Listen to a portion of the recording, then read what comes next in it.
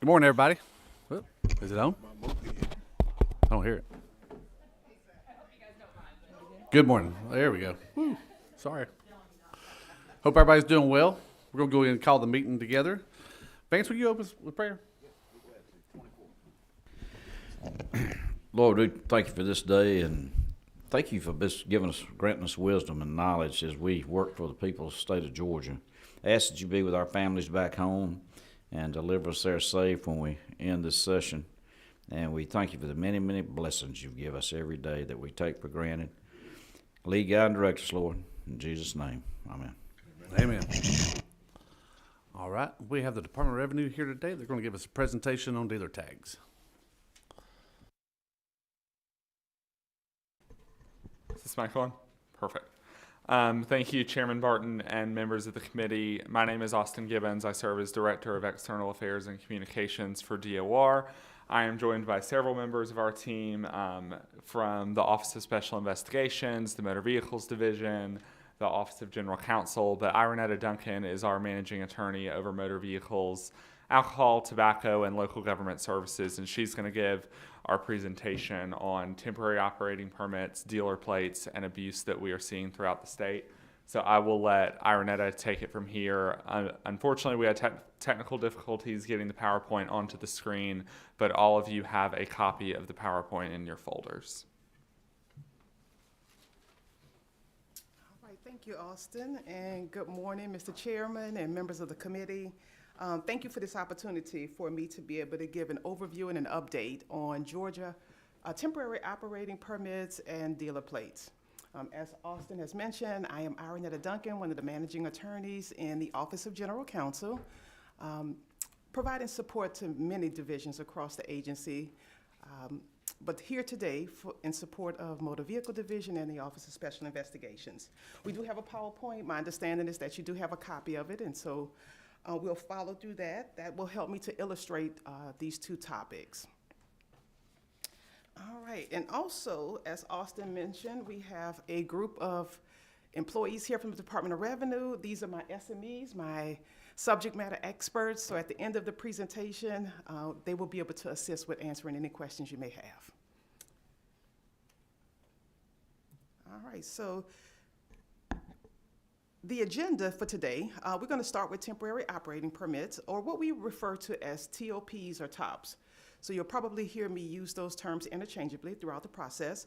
We're going to talk about Georgia TOPs, the improper issuance, the abuse that's related to that improper issuance, and then we'll also discuss the proper format and forgery of TOPs. Similar for dealer plates, we're going to discuss the proper use, the improper use, the forgery or the counterfeit of dealer plates, and then we'll further discuss the dangers on the misuse of TOPs and dealer plates. And you know what I'll do is I'll say next page, so you'll know, or next slide, because you may have two slides on one page. So we'll start with the temporary operating permits. As you are aware, dealerships are required to issue a temporary operating permit at the time of a sale of a vehicle. Legally, dealers can only issue one temporary operating permit per transaction or per vehicle sale. That temporary operating permit, it lasts about 45 days. Actually, to be exact, it is 45 days. However, if a customer is in need of an extension, they can actually obtain a second temporary operating permit from the county tag office for a 30-day period. So dealer, 45 days, 30 days for the county tag office. And if dealers did abide by these first three bullet points, then we probably wouldn't be here today having this discussion. But because they don't, we do have to do investigations. A lot of the investigations that we get into is based on evidence of abuse. And that's whether a law enforcement officer has reached out to us or an agency has reached out to us, or through our own mechanisms of pulling reports that we're able to take a look at certain transactions that do look suspect to us. When we do investigate a dealer in those situations, 1 in 5 of those temporary operating permits usually contain some type of fraudulent information. So what we're determining is that it's not a one-off. These are usually consistent improper issuance of temporary operating permits. And these same dealers who sell temporary operating permits to consumers, they usually sell them for about $100 to $150. However, we've seen the range increase to about $300, specifically in New York, New Jersey area. So the next slide, improperly issued TOPs conceal various violations and crimes. One that is most important to the Department of Revenue is tax evasion, or the failure to pay title ad valorem tax, or TAVT. Also, stolen vehicles, suspended vehicle or expired vehicle registrations, vehicles without the minimum liability insurance coverage, and also TOPs are used in the commission of other crimes. The problem here is law enforcement are not easily able to identify a fraudulently issued top. And the reason is because these dealers are using our system to print out those tops. And so from a distance, it's going to be a legitimate looking top. It's going to have all the characteristics of a Georgia TOP. So this next slide is a chart, and this is pulled from our Drive system. This is a report that we can take a look at. It will give us an idea of the temporary operating permits that have been issued. And I know it's a lot of information on this page, and really the purpose of this is just to show that a dealer will issue a temporary operating permit for the same vehicle over and over and over again. The next chart that you'll see is also a dealer who has, and if you see on the left-hand column, the VIN is the same. And so, as you are aware, each vehicle has its own separate VIN. There are no vehicles with the same VIN.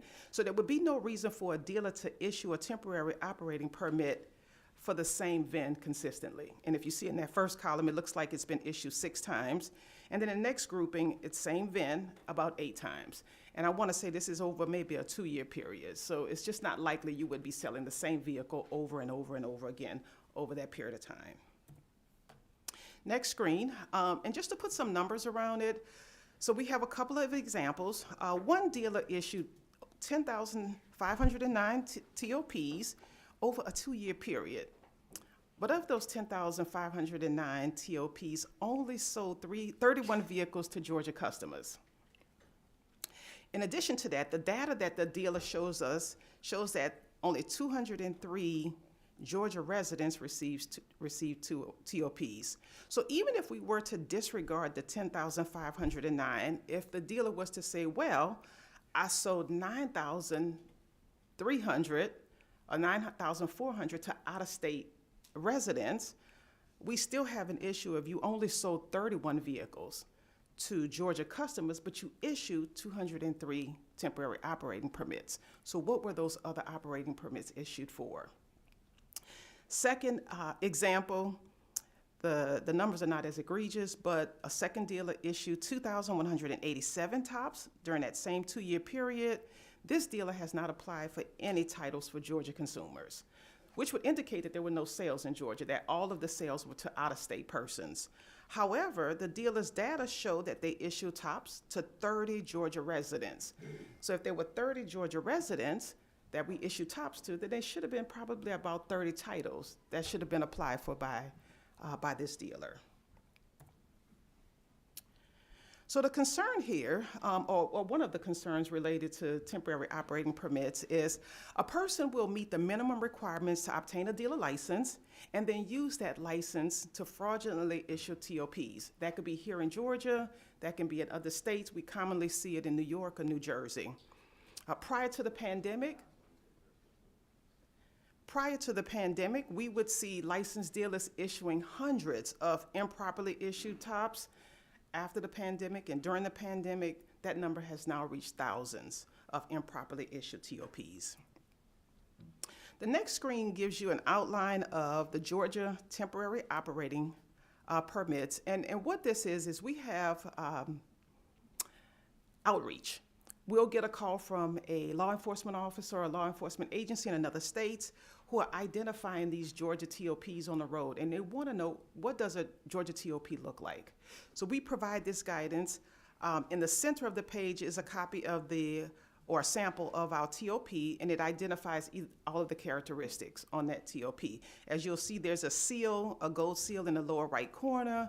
There's also a QR code in the lower left corner. It has the make model at the bottom of the TOP, and then the VIN at the very top.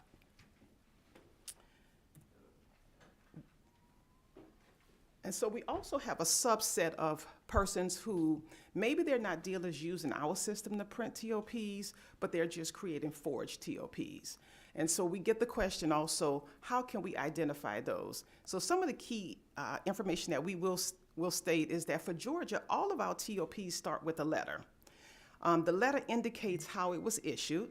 So C, issued by the county, P, issued by the dealer for an in-state sale, S, issue for a dealer out-of-state sale, and then E is emergency. We don't see those often. So on that next slide, you will see at the very top, this is a dealer who has issued a TOP, but you can see that the seal is in the wrong place. It's in the upper right corner as opposed to the lower right corner. And clearly, this one starts with a number and not with a letter. So those are really good indicators that this is not a legitimate Georgia TOP. At the bottom are some other fake TOPs. They don't have a seal at all. And as you can see, they've been photocopied, so they can be duplicated. We also have what we call out-of-state tops mills. On the picture that has tops on a table, on two separate tables, on the right side, the New Jersey plate, this was a traffic stop. So when the officer pulled over this vehicle, they found all of these TOPs inside that vehicle.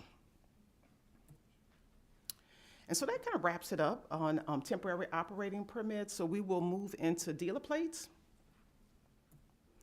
And as you probably are also aware that when a dealer registers with the Department of Revenue, they are initially issued 3 dealer plates. Now they can acquire more dealer plates based on volume of sales, but initially all dealers will receive 3 dealer plates. So who may use these dealer plates? Dealers may use them, corporate officers, and then full-time employees working with the dealership who work at least 36 hours per week. Improper use of Georgia dealer plates. Dealer plates may not be placed on the vehicle for use in another business. And the example here is a tow truck. Many times a dealership will also have a mechanic shop, and that mechanic shop may also have a tow truck.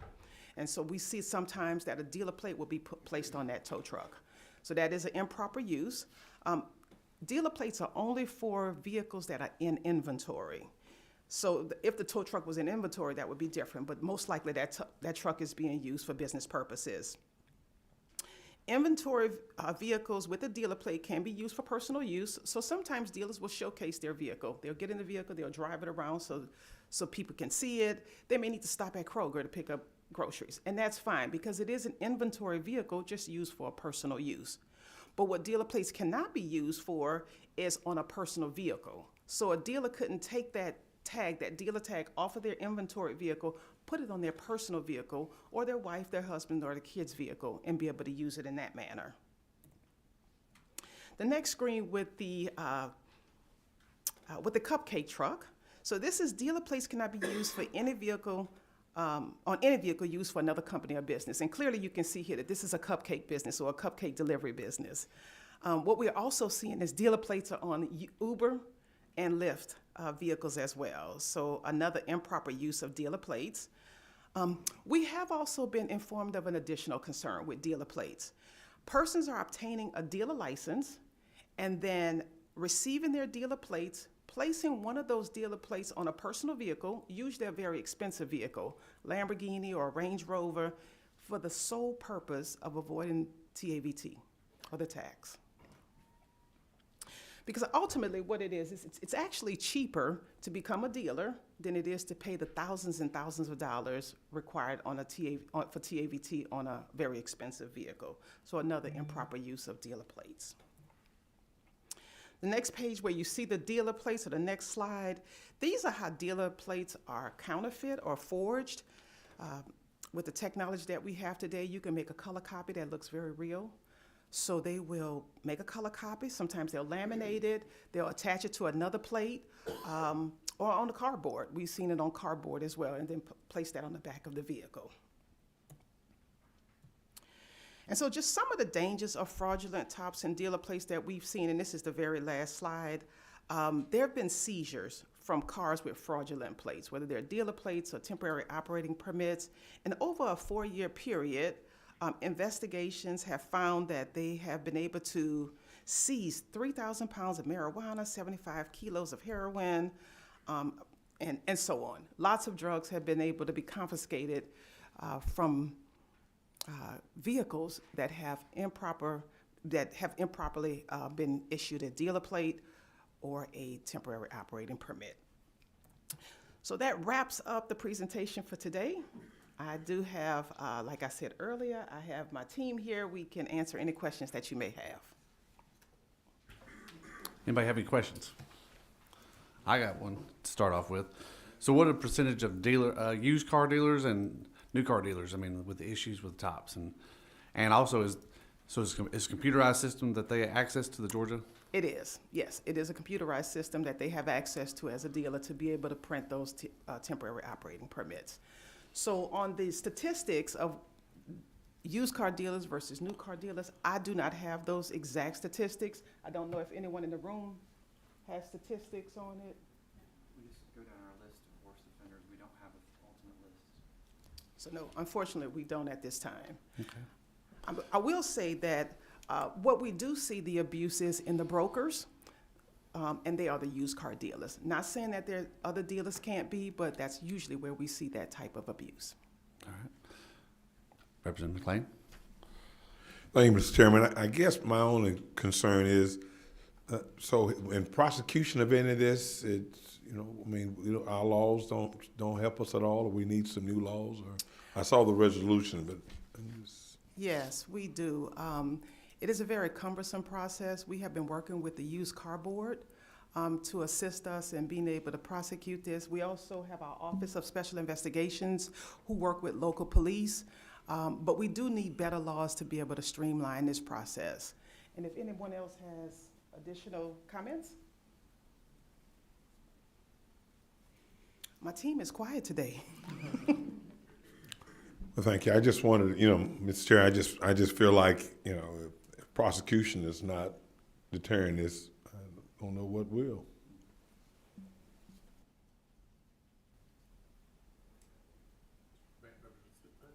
Representative Smith?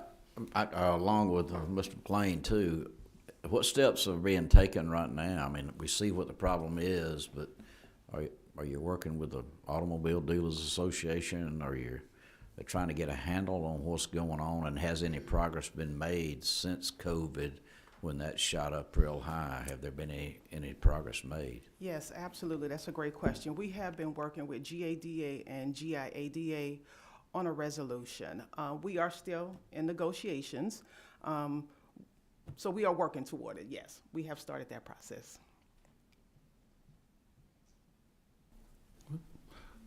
Representative Ridley? Thank you. So tell me this, and we kind of talked about this when we met the other day. When a person does the tops, a car dealer does, and we know that some of the bad actors have been selling those. How hard is it for y'all to get like a monthly report of cars maybe they've sold versus the tops that they've printed off? It's not difficult at all. We can actually print that in our system.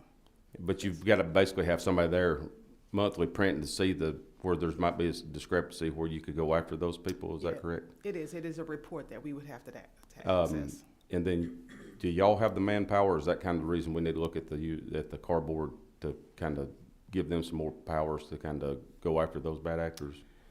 Manpower, I really can't speak to. I don't know if.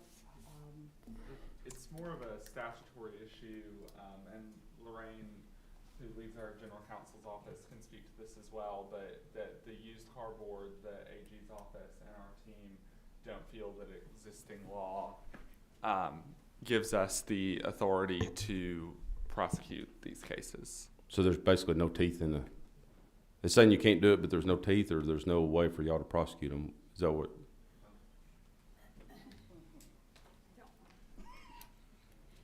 I think part part of the issue that we're having is that we are the body which provides the dealers and the brokers, which that could be an out-of-state entity, with the registration to print the tops.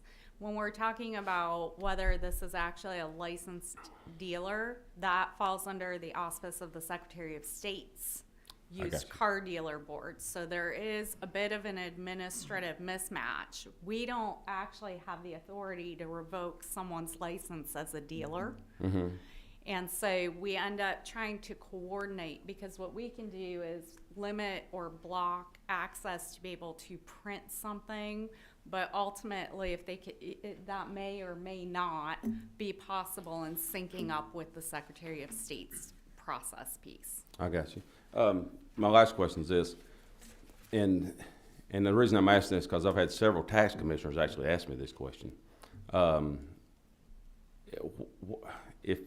What about if you can only do tops, you can only print them off at your dealership if you did so many sales per year, but if not, then you have to go to the courthouse and get them like you used to do. Is that something that we've looked at? I know it's a little cumbersome to have to go to the courthouse and do that type of, to get a tops, but I mean, if we can't figure out a way to stop it, then we may end up having to look at something like that to slow it down. Have you got any thoughts on that? And one of the options, and I think that my team, which we have been talking about methods to try to slow down, has been the analysis which would actually look to limits, right? So if you have printed 200 tops in a year, but we're only seeing a certain number of registrations of, right, we're gonna cut off your ability to get more tops unless you can demonstrate where those vehicles went or to our satisfaction, which is not necessarily a trip to the courthouse, but it is a way to limit that flow. Good. I'm sorry, and I can't remember your name because I've had a rough night. But yes, could you, Matt, could you speak to what we talked about the other day about what you see people that's got license and kind of what you see when you go in some of these places, how it's in a closet, basically the business? Sure. I don't think we have photos in this. I'm sorry. Am I? Go ahead. Go ahead and tell what you do and who you are. Oh, I'm sorry. My name is Matt Christie. I'm a staff attorney. I work for Araneta. Araneta is my boss, and I work in the Office of General Counsel, and I focus probably mostly on the motor vehicle division, supporting our motor vehicle division as an attorney, but I also serve on behalf of the commissioner as a member of the used car board. So I'm a voting member of the used car board, and I work on a lot of the documentation that we kind of prepare.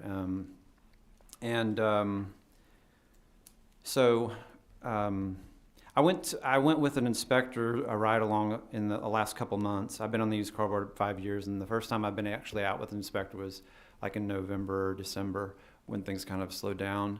And we went out to I told him I had never been to, we have a place that's famous I think it's Cobb County, but we call it Delk Road. I won't tell you the address, but there's a location, an office building on Delk Road. It looks like every other office building. But inside it's cut up into so many tiny pieces, and the walls, every year they kind of reset the walls and make them smaller and smaller, and they've come up with a clever idea. And they're not the only office that has done this. I don't want to pick on them. There are other Delk Roads around Atlanta and the state, but mostly in the metro area. And they actually market in the Northeast that they can help you get a license. And they have a person who will do all your paperwork to get your license. You'll come down for a one-day training that you've got to do mandatory training in Georgia with I think it's 4 or 6 hours. And then they never come back to Georgia. And it's a lot easier than in New York, where you have to own or lease a piece of property. You have to have a display lot. In New York, that makes it very expensive, and it's very cheap to come down to Georgia. Even to fly down to Georgia, 1 day of training, do all your paperwork, do your background check, criminal background check, and lease a space that you never visit or never go to, like a Delk Road. And the inspector took me to one off of Buford Highway, really nice looking, basic one-story office. I went in. I have footage, but it's only on my camera. I can't. I mean, it's on my phone. I could pass it around. I probably have 30 minutes walking around and pointing at every of 60 suites in this building, and there was only some doors were open, some were closed. There was only one business that was actually there, and it's because they were not a dealer of any kind. They were a motor vehicle parts or transportation business and insurance business. They were not a dealer. Everybody else in that building was a dealer. If you look at the marquee, 60 businesses, all dealers, nobody's there. In the parking lot, there are 5 cars, and I think one of them was the inspector's car, because nobody goes there. Maybe they're working from home in Georgia, but maybe they're working from a New York home or office or whatever. And when you go and look at the offices, they've figured out a way where you can put 2 walls this close together, and you put a board into the wall that becomes the desk. Has no legs. You just set it into the 3 walls, and you have a chair. And in some buildings, not the building I was in, you can barely close the door if the chair is actually up. So certainly, to visit with a customer and do a deal, you can't fit 2 people comfortably in that room, even standing up. And the used car board, the chairman, Jason Reeves, and I, have put together some legislative proposals over the years, and we've drafted the regulations that are in front of the governor for signature, and we're always kind of tinkering and trying to figure out ways to control not the good dealers, but those who are problematic. And, if they had rules that said, how tall a ceiling has to be, or how many square feet that an office has to be, or that there has to be a public bathroom, or that it can't be a tent or a lean-to. I've argued with our lawyers down there who work for the Attorney General's office. I'm like, with the restrictions that you're telling me we have, I think somebody could buy a piece of land and put up a lean-to or a tent, and I wouldn't have any power on the used car board to say, no, you can't have a license, but is that a place where you want to meet your customer? But I've gone on for a bit. I don't know if that addresses your closet office, but they're all over the state. The closet offices are all over the state. Thank you. I just wanted them to hear kind of what we talked about the other day. We did want to have one of our investigators speak to the issue as well, and then the commissioner will close this out. Well, hang on a second. We got one more question. Representative Wiedehour. So, kind of going back to the chairman's original question, the 2 examples that are in the slide deck here, do you know if those 2 examples, were they dealers, were they brokers? Do you happen to know? The first one with the color. No, the 2 examples, the 10,509. Oh, those were both in the northeast, and they would be people who have an office only and no display in Georgia. But Okay. they're not. Those 2 dealers are not really physically here. They have a license in Georgia, but they're in New York or New Jersey.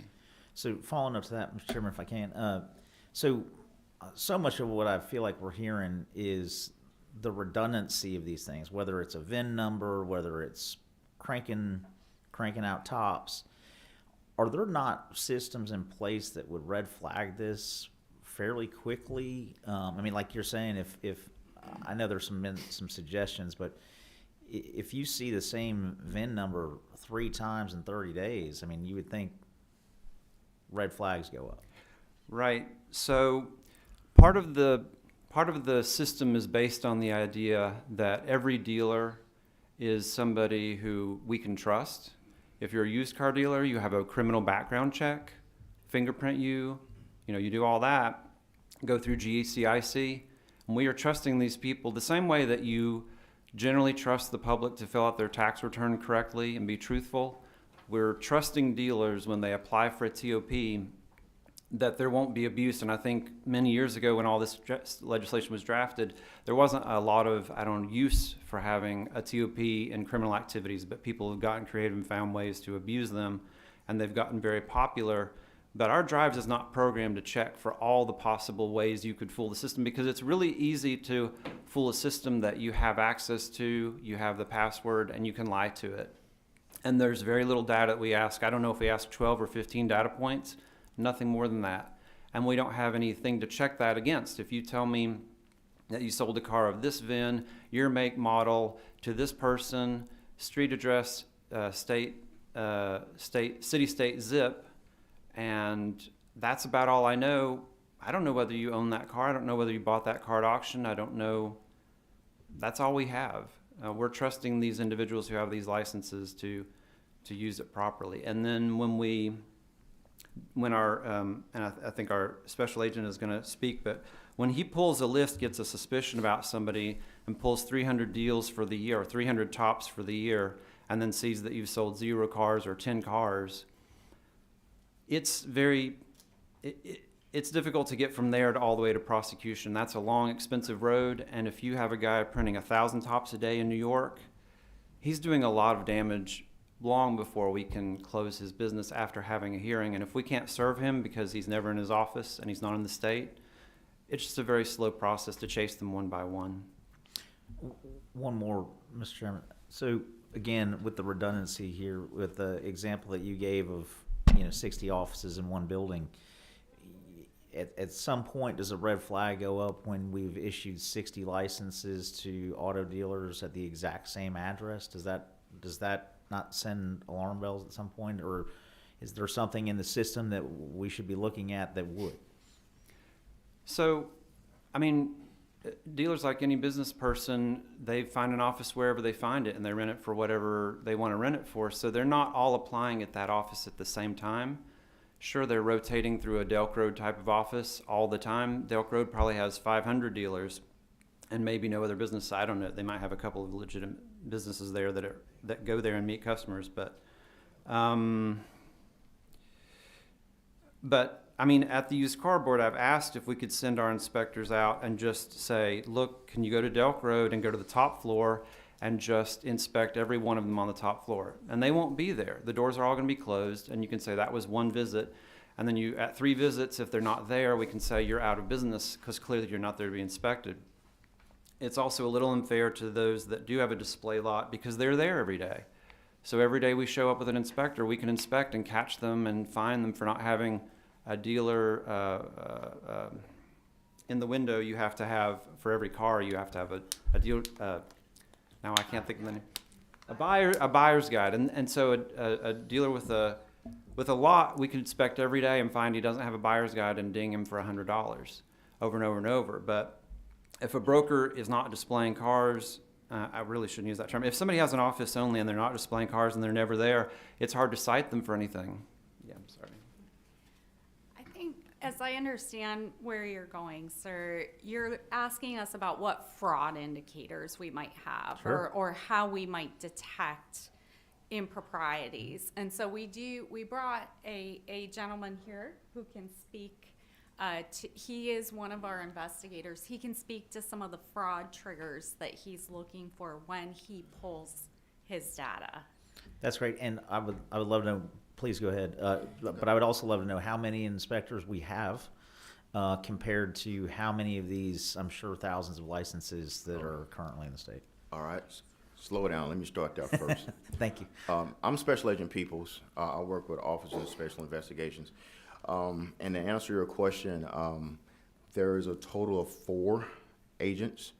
I am one of 4 that is responsible for all the dealers for the entire state of Georgia. Last count was like 7,500. So that's the ones that in-state.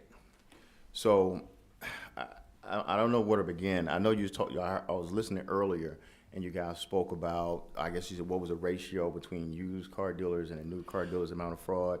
I think we're curious to know if it was happening more in a used market. It's mostly on a versus used car. And to piggyback on what Matt was just talking about, when I think of a used car dealer, I'm talking about like some place like a Jim Ellis or a larger place like that. There's an actual physical location. I can walk in, I can ask for records, and they got the records there, and they're required. And they know we can monitor everything that they see they do, and the paperwork's there that's in order.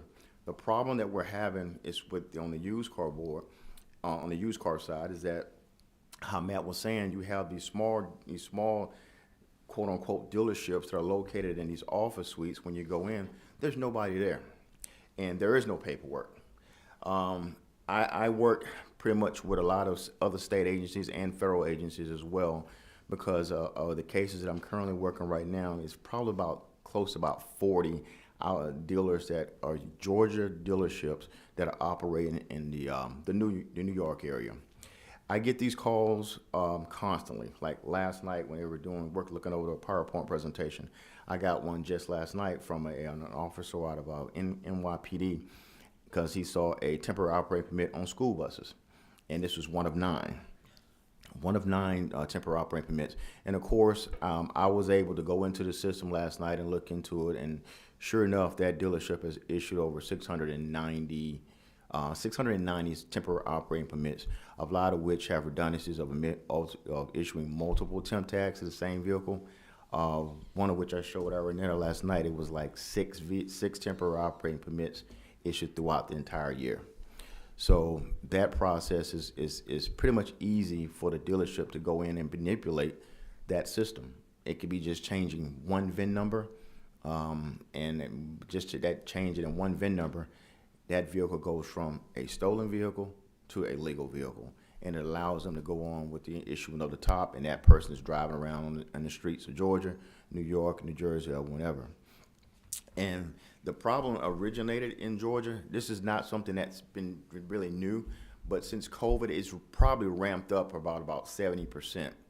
A couple years ago, you probably saw Texas temporary operating permits all over the roadway. You could throw a rock and you could hit one of them. Well, Texas kind of tightened down their guidelines as far as what they can do after a big backlash from the same thing, what they were doing. They tightened down their hatches, and Georgia became the new Texas, because we had some of, I want to say, more the lenient guidelines as far as requirements for what constitutes a used car dealer. One of which for New York, it requires them to actually have a lot. Here they don't. So the fees were higher in New York. The whole thing about the lot requirements is there. Everything is lower for Georgia. And once they found out that they can open a dealership here in Georgia, then they partnered up with a third-party company that will walk them through the process. And then, boom, a dealership is done. They come down for the one-day class. They go back to New York, and they just wreaking havoc in upstate right now with the Georgia temporary operating permits. And from that has stemmed an array of cases, from drugs, as you saw in the PowerPoint presentation. That's one. The stolen vehicles, you got auto crimes involved, U.S. Department of Transportation, FBI is involved, DEA is involved because of the amount of drugs. So it started out in one problem as far as the temporary operating permits, but that was just a catalyst to branch off in a whole bunch of other criminal activity that's taking place within the state of Georgia and New York. Now, with that being said, we talked about the legal issues of it, and from the criminal aspect of it, anytime that dealer goes into that system and does something that they're entering a state system, and they're issuing a temporary operating permit without the sale of a vehicle, that's a forgery. That's a forgery. But the problem that I run into in this particular situation is that these individuals, they live in upstate New York. So I ran into the jurisdictional, because these people are not here. They're not accessing the actual temporary operating permit system here in Georgia. They're doing it in New York. So I have at least about 30 investigators and officers that I'm working with in New York City to help prosecute them up there and try to get that problem stopped. And it's funny when I finally make contact. I think Araneta said one in particular is at 10,000 operating permits. Well, I've been looking for this guy for months. I finally made contact with him a few weeks ago. He was in Africa. I finally contacted him. He didn't like me calling him at like 11:30 at night. I forgot about the 6-hour time difference, but needless to say, I woke him up. But we had a long conversation, and of course, he don't know nothing about anything. But that's not the first time someone's lied to the police. But we're in the process of trying to get him shut down now. But the thing is, when I go in and look at these reports, there's no way that I can immediately shut that business down or until I make contact with them to say what's going on. And if you legitimately sold these vehicles, that's great, that's outstanding. Then you should have the proper paperwork to show me that you've actually sold them. If you got the paperwork, we're easy peasy, we're good. There's no problem. But the problem is they don't have paperwork. One of the individuals I met with maybe a couple weeks ago, when I confronted him with that exact same scenario, first of all, when I contacted him, he goes, well, how long would you? I said, well, let's try to meet next week. His first thought was, well, that's not going to give me time to create the paperwork. Create paperwork? That was one red clue that he even said that. So I said, you shouldn't have to create anything. If you legitimately sold these vehicles, then you should have the paperwork for it. It should be justified. He couldn't. He came. He showed up empty-handed, and basically said that he doesn't really do paperwork. When he buys cars off the street, he just takes the VIN number off the window, and that's how he sells vehicles. I said, no, that's how you sell tops.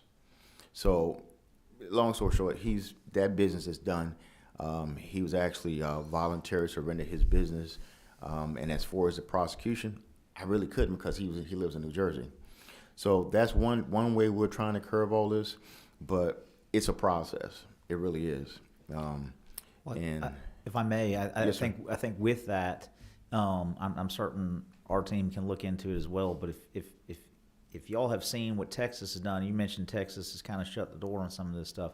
Obviously, steps that they took would be very helpful for us to know, so that we can be helpful to y'all. Yeah. And I'll get with our staff attorneys, because I have a little bit of information at the office, but that's one of the things we're also looking at, what we can do to try to conjure that. And I've been working with a lot of the vendors here with GI-ADA when those get those reports as well. So we all kind of partnered up. We're kind of aware of the problems, and they've been super helpful to help me out, to alert me to these dealers, and I dig deeper into them and find out the violations. Well, we appreciate what you're doing. Thank you. We got Representative Ridley, and then we'll let them finish up. Oops, question for him. Real quick, you was talking about switching the VIN numbers and stuff in Texas, and I don't think people understand, like you're talking about the computer system, how good these guys really are. I seen the other day where they had I think it was a 2020 Corvette. The VIN number checked out, the guy bought it, got a tag for it. The only way they figured out it was stolen is when they went to a dealership to have some work done to it, and they plugged it up to the computer, and it come back that it was a different VIN number. Do you run into any of that stuff? Well, yes. And our turnaround time, and I say our, meaning the state of Georgia, last I've heard from investigators, if they got a stolen vehicle, to get it revanned. That's with all the VIN stickers inside of a vehicle, the confidential stickers and everything. And ECU, meaning the computer system you're talking about, was like 2 hours. So one of my investigators in New York, he went out with one of their bait vehicles, so to speak, or seized vehicle, with one of the officers undercover. They went out, got a new title, temporary operating permit, new VIN numbers, everything that you might need to get the vehicle on the road. The turnaround time was 40 minutes. That's unheard of. But the simplicity of it, you talked about the VIN number. Yes, that goes from a stolen vehicle to a not stolen vehicle. But they're also, the way they're doing with the multiple tops, it could be John C. Smith. Well, the next temporary operating permit you want to issue, they can just change it and just say it's John Smith. Or they can do the last name first, Smith, last name Smith, first name John. So you've issued 3 operating permits. And that's one of the catch-alls that the system doesn't recognize, because it's considered a new customer at that point.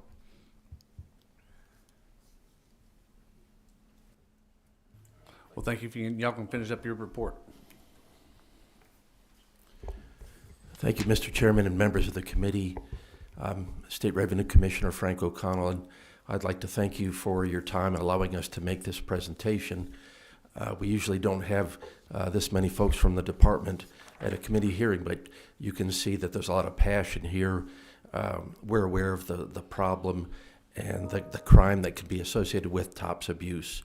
And we stand ready to work with you and the good actors in industry and come up with some solutions to rein this in like Texas was able to do. So thank you very much. Thank you. All right. Well, thank y'all for your presentation. And then we have just one more item on the agenda, and I'll let. Oh, I'm sorry. Okay, you all know me. Thank I'm you. Amy Bennett with GIADA. And this has been a problem, and I know I've been here several times before. where I think there's an underlying problem that nobody's getting with, because we do the pre-licensed class at GIDA, and I know there's 3 or 4 other instructors. A third of our class every single time is out-of-state dealers. They come in with a New York, a New Jersey license, and to me, if they're going to open a business in the state of Georgia, they should have to have a Georgia driver's license. Then when they go to get their master tags, they do have to have a Georgia driver's license, so they can't get master tags, so they hire somebody to get the master tag for them. So I think a third of this, and when I say a third, we probably process, I would say 15 to 20 applications a week at the Association for Used Car Dealers. Most of those, I would say probably half of them are out-of-state driver's license. So I think right off the bat, that would eliminate, and I've talked to Matt about it, I've talked to Jason about it, but right now their hands are tied because that is not in the statutes that you have to have a Georgia driver's license. So I think that would fix a lot of issues. I think the other thing is that most of the applications we turn in, we're sitting here talking about all the fraud and all the criminal activity. Well, my God, we send in those applications. Matt, would you not say, and from what I see go in, 8 out of every 10 applications, there is a stack of criminal dispositions that go in with them. But because Georgia's a second chance state, they're given a dealer's license. So you're literally licensed a felon or somebody that, I mean, even bank fraud, we've had theft, identity theft, they're getting dealer's license every day. So I just think with fixing a few small things, it's gonna fix this bigger problem of all the fraud. And a criminal's always going to be a criminal, and they're always going to do things they shouldn't do. But I think by fixing a few small things, it's going to go a long way. The master tags, I don't know if y'all seen it, but that has helped a lot since they have to do it online now. We're getting probably 6 and 7 calls a week from dealers that are furious because they're having to turn in their tags because they don't have enough sales. So I do think that y'all are going to see over the next year that's going to fix itself. I really do. Again, a criminal is always going to be a criminal. But I had a guy call me last week. He said they took back 2 of my tags. I just bought 6 cars. What am I supposed to do? I said, where are your master tags? He said, one's on my car, one's on my wife's car, and one's on my daughter's car. I said, get the one off your wife's car, off your daughter's car, and make 2 trips to the auction and pick up your 6 cars. It's just that simple. So I think with just fixing a few things, but I know that the master tags, it's come a long way, and with technology and having to do it online, it is working. But I think giving power back to the used car board is super important because they see this all the time. But right now, we keep using the word broker. There's not a broker license in Georgia. There is a used car dealer license.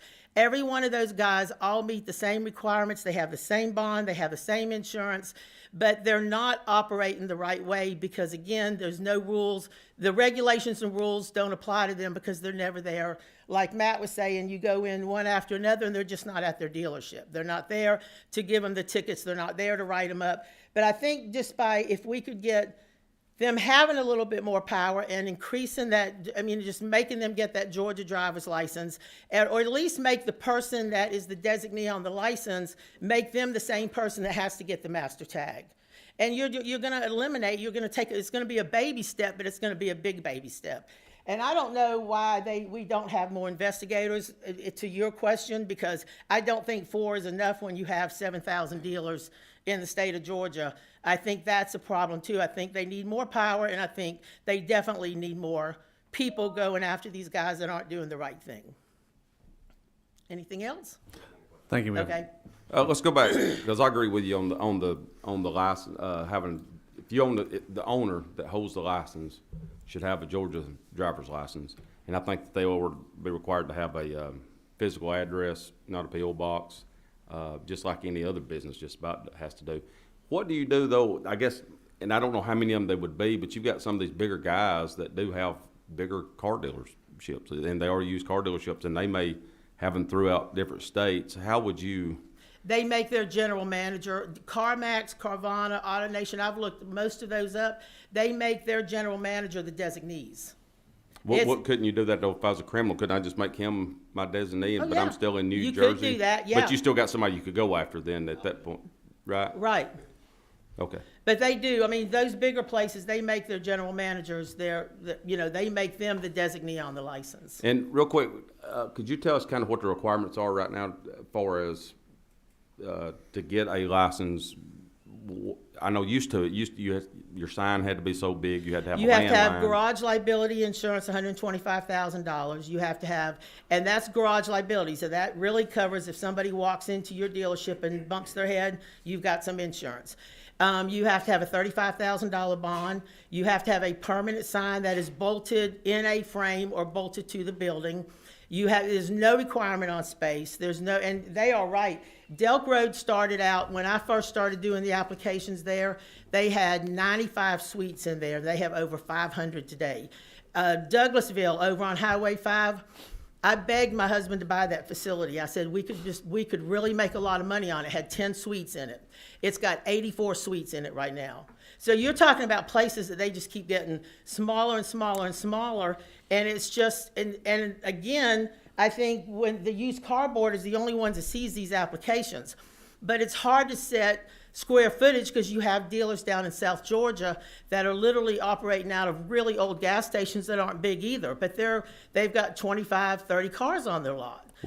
And that's where I was, one more question. That's kind of where I was going. What do you think about, maybe not minimum square footage, but maybe say you've got to have a building with a front door, one entrance, a bathroom, and you've got to actually have cars displayed outside? Because I don't want to put a square footage requirement on somebody or a land size or something like that, but I think that would get rid of these so-called brokers if you actually had to have a physical building with your cars displayed outside. Well, and I tell them all the time, according to the rules and regulations, their inventory is supposed to be kept at their place of business, not at their home, not at their wife's, business or anywhere else. It's supposed to be kept at their place of business. A true definition of a broker is someone who negotiates a sale between one person and another, so they shouldn't have any inventory if they're going to operate as a broker. But because we allow these guys to come in from all over the different states, and get licensed. And I ask them in class, I'm like, you live in New York, you live in New Jersey, you live in, Wisconsin. How are you going to open up a business here? Well, we're going to move. Well, they're not going to move. It's just really cheap to open it up here. So I think fixing the driver's license, I've been saying all along, don't let them alter the zoning certificate. And I think they've tightened up on that.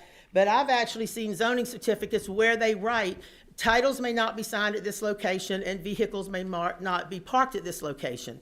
Well, how can you be a dealer if you can't sign a title and you can't park a car that, if I'm going in to buy a car, if you can't park a car there? So it just, and I know the problem happens some in the franchise world, not as much because there's not as many franchise dealers as there are independent dealers.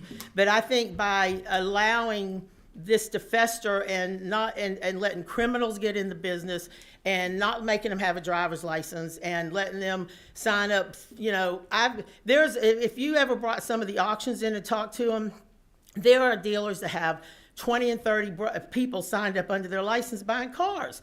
There, if you've got an office over 2759 Delk Road, you can't have 20 people under your license. There's no way you're buying. So they're all buying cars. They're all curbstoning them all over Georgia, and they're all doing it illegally.